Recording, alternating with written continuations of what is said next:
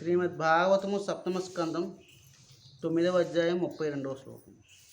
న్యస్యేర ఆత్మని జగద్విలయాంభుమధ్యే శేషే ఆత్మనా నిజ సుఖానుభవో నిరీహః యోగేన మిలిత దృగాత్మా నిపీత నిద్రా స్తుర్యే స్థితో నతు తమోన గుణాంచ యుంజక్షే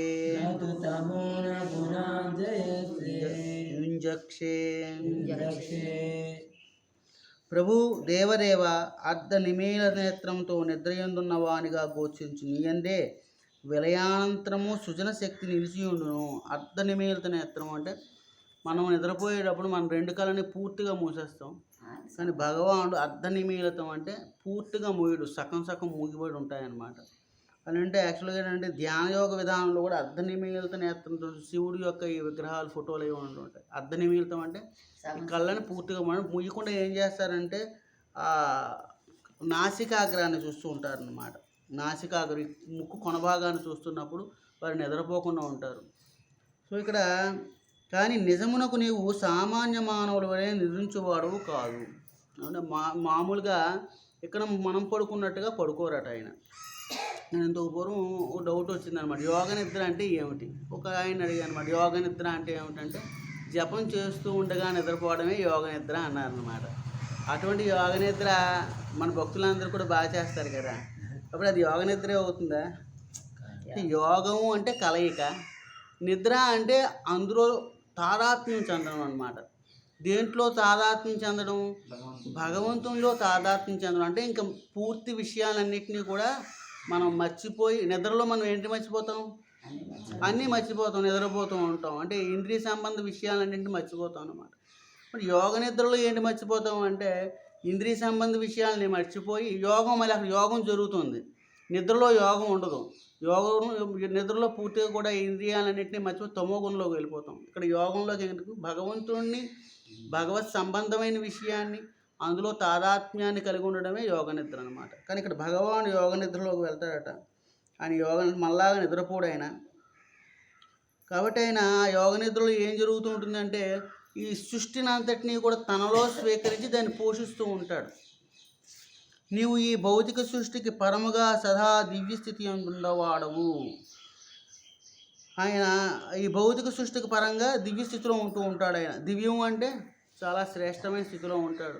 ఎప్పుడైనా ఒకటే గుర్తుంచుకోవాలి మనం, దివ్యస్థితిలో ఉన్నాడు అంటే అంటే ఆయన కూడా ఇక్కడే ఆవిర్భవించాడు. కృష్ణుడు, రాముడు ఇక్కడే ఆవిర్భవించాడు. మనలాగానే వ్యవహరించాడు అనుకుంటూ ఉంటాం, కానీ మనలా వ్యవహరించరు వారు. అంటే ఆయన దివ్యస్థితిలో ఉంటాడనమాట. వారి యొక్క వ్యవహారాలు మనలా లౌకికంగా ఈ గుణాలకు అధీనంలో ఉండరు వారు. దివ్యానందమునకు అనుభవించువాడవు అయ్యున్నావు.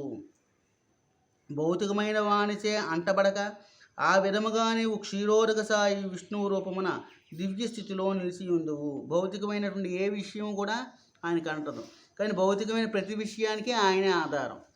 అంటే ఇక్కడ మనం ఎప్పుడూ కూడా మనం ఇలాంటి విషయాలు కొంచెం అవగాహన లోపం ఉంటుందన్నమాట. ఎందుకంటే మనం ఎక్కడైతే ప్రదేశంలో ఉన్నామో ఆ ప్రదేశం యొక్క ప్రభావాన్ని మనం అనుభవిస్తూ ఉంటాం.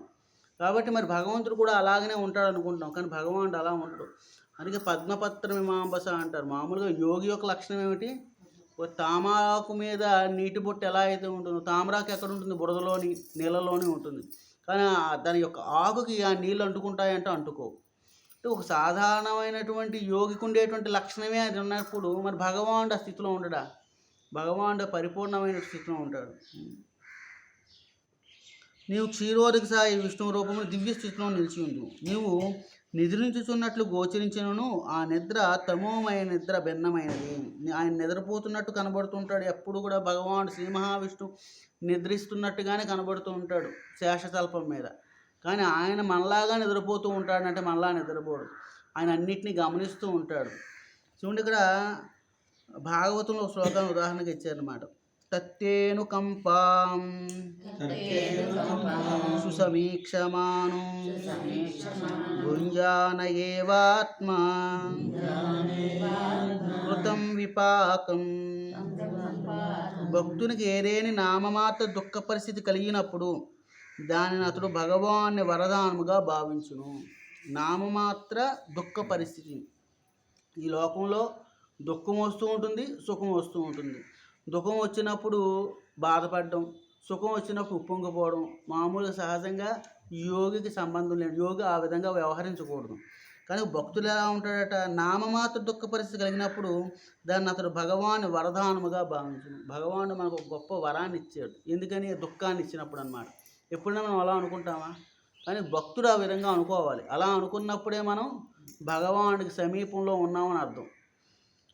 ఆ విధముగా జీవితమునందరి ఏ పరిస్థితి అందైనో కృష్ణ భక్తి భావంలో నిలిచినప్పుడు అతడు ముక్తి పదేనధాయబాక్ అంటే ముక్తి పదమును అవలంబించుటకు యోగ్యుడు అని పిలువబడును.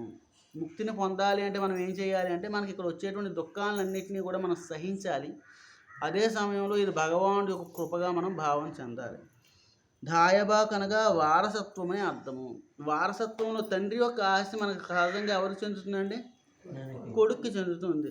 మరి తండ్రి యొక్క ఆస్తిని కొడుకు సంపాదించాలి అంటే ఈ కొడుకు కూడా ఒక యోగ్యత ఉండాలి. కష్టాల్లో సహించి తండ్రి వెంట నడుస్తూ ఉండాలి. మనకు కష్టం వచ్చినప్పుడు తండ్రిని విడిచిపెట్టేసి ఇదంతా మా నాన్న వల్లనే జరిగింది అనేటువంటి ఉద్దేశంతో ఉంటే వాడు తండ్రి యొక్క ఆస్తికి అర్హుడు కాదు. కాబట్టి ఇక్కడ మనం భగవంతుడు ఏ స్థితిలో ఉంటాడు? ముక్త స్థితిలో ఉంటాడన్నమాట. మరి ఆ ముక్తిని మనం పొందాలి అంటే ఇక్కడ జరిగేటువంటి కష్టాన్ని నష్టాన్ని భరించాలి. ఇంకో విధంగా మనం చెప్పాలంటే ఇది భగవానుడి ఒక కృప. ఇప్పుడు మనం ఏదైనా ఒకటి పాస్ అయ్యి మనకు ఉద్యోగం రావాలి అంటే ఏం చేయాలట? పరీక్ష రాయాలి. మరి పరీక్ష పెట్టేటువంటి వ్యక్తిని మనం నిందిస్తే ఎలాగా? సో ఆ పరీక్ష పెట్టినందుకు మనం ఇంకా యోగ్యం. చూడండి, ఇక్కడ మనకు ప్రభుత్వం మారినప్పుడు ఎలా కొన్ని ఎగ్జామ్స్ డిఎస్సి ఇటువంటివి పెడుతూ ఉంటారు. పెడితే జనాలు అందరూ చాలా ఆనందపడతారు. ఎందుకని? ప్రభుత్వంలో నౌకరీ వస్తుంది కాబట్టి. అంతేగాని ఆ ప్రభుత్వాన్ని తిట్టుకోరు పరీక్ష పెట్టినందుకు. వాళ్ళు ఆనందపడతారు. పరీక్ష అంటే చాలా కష్టపడాలి కదా, ఎక్కువసేపు చదవాలి, టైం అంతా కూడా దాని మీద ఫోకస్ చేయాలి. ఇది అంతే. మనకి ఏదైనా కష్టం వచ్చిందంటే కష్టం వచ్చినందుకు భగవంతుడినో లేకపోతే ఇంకో దాన్ని నిందించడం కాదు, దాన్ని ఓర్పుగా సహించగలగాలి. అప్పుడు దాంట్లో నువ్వు అధిగమిస్తావు అనమాట. అదేవిధంగా ఇక్కడ భగవాన్ ఇక్కడ చూడండి, ఇక్కడ ఒక విషయం చెప్తున్నారు అనమాట. ధాయబాక్ అనగా వారసత్వమే అర్థం. వారసత్వం అంటే తండ్రికి సంబంధించినటువంటి ఆస్తిని అనుభవించేటువంటి యోగ్యత కొడుకుంటుంది. మరి ఆ యోగ్యత ఎలా వస్తుంది అంటే మనం సహించినప్పుడు వస్తుంది. హరే కృష్ణ. శ్రీల ప్రభుపాద శ్రీ గోవిందాయ.